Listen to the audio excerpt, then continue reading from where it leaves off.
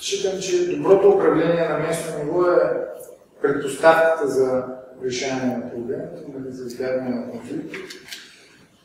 Как определяме бъдещето си, как планираме, тук във формата на общинския план, който се прие последната година и за следващия период. Това е културата на неодосъществяване и най-накрая ще се спра на гражданското участие. Какъв опит сме натрупали от гражданските инициативи. Един пример от Барселона. Те казват, града им казва, общината, доброто управление е с хората. И там е заявено най-ясно, че доброто управление, тук е заявена волята, управление с хората и три компонента. Прозрачност, гражданско участие и отворени данни за всеки други анализи. В подкрепа на тази инициатива Барселона има една международна обсерватория, която събира опита от гражданско участие от целия свят. В 1985 година се ражда този основополагащ документ за начина, по който местните общности могат да се самоопределят, да се развиват. Там се дефинира някаква форма на финансова независимост, на механизми, как местни общности имат право на финансиране, което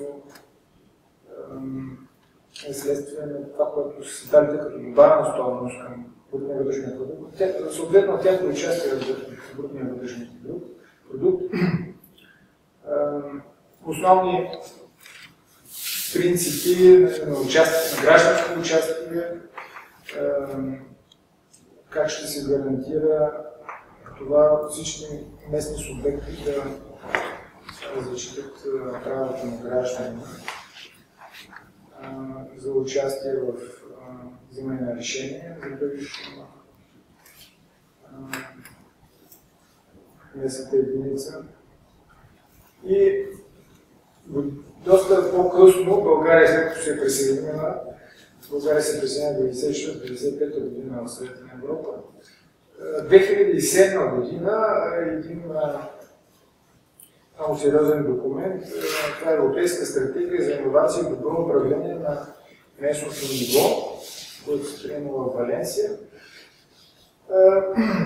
Съвета на Европа разпознава, че вижда, че Европа е в криза и решението на тази криза е точно това да създадат твърди гаранции и то на технологичен принцип за това, че гражданските права ще бъдат отстоявани и начинът, по който всички местни субекти в местно самоуправление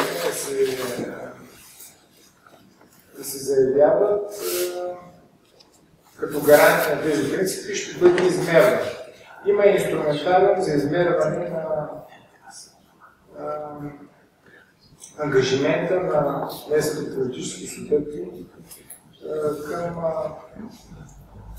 за техния принос към нивото на демократизация. България е ратифицирала 79 договора към 2009